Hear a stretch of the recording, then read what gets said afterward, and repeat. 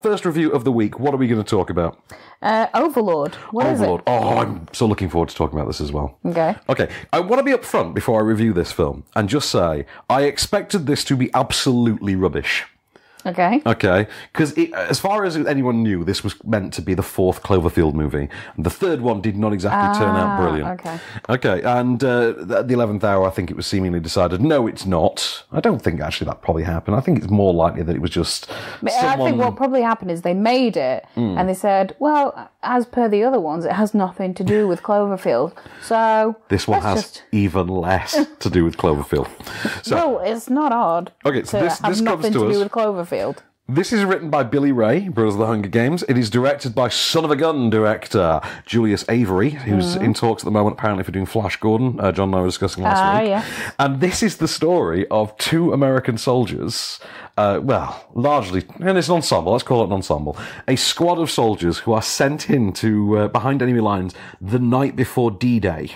Okay. So this is World War II set action horror thriller. The night before D-Day, they are put behind enemy lines. They have to take down a radio tower so that when D-Day rolls around and the big push begins, they can have air support. Okay. Because otherwise the tower will stop. Yeah, exactly. I understand. Okay, so it all goes to hell. The team is shot down within seconds.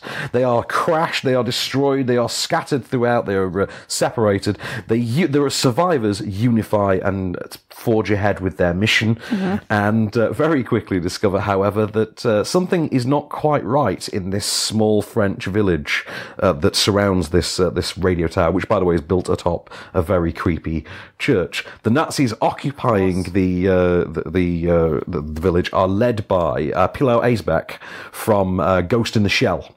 And the really good military drama from a couple of years ago. Don't ask me. Don't look at me for military but he's really good. Anyway, he is the local head Nazi, as it were. He rules over the tower with an iron fist.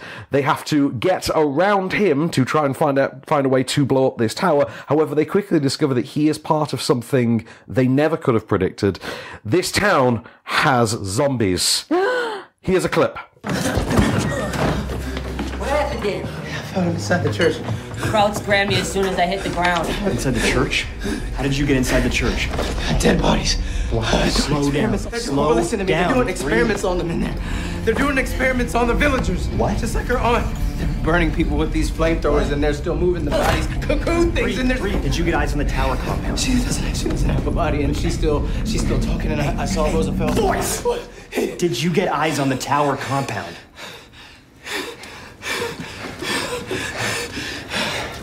The tower base is below the ground, but there's more than that down there. Okay. People love a Nazi zombie. They do, and the Nazi zombie genre has it's grown its own little subculture over the last few years. Who knew? There are films like, is it Outpost, I think, which was a one I think that was meant to go theatrical, and then it wound up as a direct-to-DVD, and then it spawned sequels.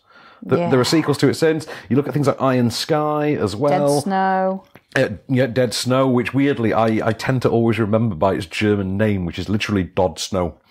Snow. Yeah, and that got a sequel as well that I've never actually seen. No, I haven't. John Dickinson bought me a copy on DVD, would you believe? Because every time we have him over for dinner, he always brings a film. Which is this your stash of films for the ident competition winners as well? I didn't think of that. No, because they're all horror movies I really want to see.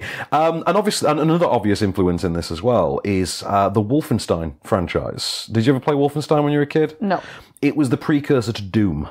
Okay. So first-person shooter. It's pretty much the first-person shooter anyone can really remember. I think it more or less invented the genre. And the idea was, you staring down the barrel of a gun, you were breaking into a Nazi castle, and you fought, zombie mecha Hitler. Zombie Mecha Hitler. And very recently, they rebooted the games for the current, the new console generation. Right. I think it was like 2010, 2011. And this film is very much like that. Very much like that video game in particular, but also it has the look and feel of a Robert Kirkman comic book. This is actually closer to the Walking Dead comic books in terms of tone and style than the actual Walking Dead TV series. Interesting. Even the framing of it. The way it's staged, the way everything is edged out, everything has a very distinct position, a very distinct style of dialogue to go with it, and it's all very Robert Kirkman, and it's really good. Oh. It's really fun. Get this. You even get, as the leader of these American GIs, Wyatt Russell, who, of course, now in his mid-30s, more or less plays exactly like his dad, Kurt Russell. Ah. So we now have a brilliant answer to the question, what do we do with Snake Plissken? Well, it's very simple. We get the new Kurt Russell. Just turns out to be Kurt Russell's son. Who knew? Thank God he made one. I know. He's fantastic in this. He is young Kurt Russell. Nice. And you remember how awesome young Kurt Russell was? Turns out, still awesome. There you go. See, if we can get a young James Spader now, we're sorted. Stop. We need young James. Why can't Armie Hammer be sleazy? He'd be a great young James Spader. I love Armie Hammer, I know as you do. well know. I know you love Leggy And he Hammer as could well, be and as Buttock Hammer.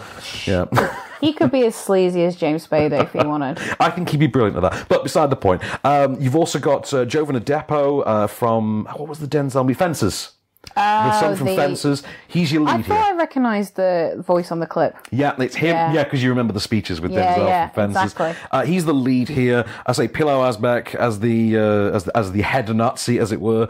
Also, another influence you can draw from this as well, to a weird extent, is Captain America and the whole Hydra thing. The way we've seen Hydra depicted. Yeah. There's some of that in there as well. This is really fun, really schlocky, really goofy. It knows what it is. Like, That's what you need. Has no illusion about it. That's what you need for a Nazi zombie film. Did you ever see the Mutant Chronicles back in like 2008? No, it was I part of didn't. that whole Sky Captain kind of green screen background kind of film thing we did for like 5 minutes. No, I didn't. It starred Thomas Jane. It was novel, but not very good. This reminded me a little bit of that. There's loads of influences in this. It comes from a very pulpy, very comic booky background.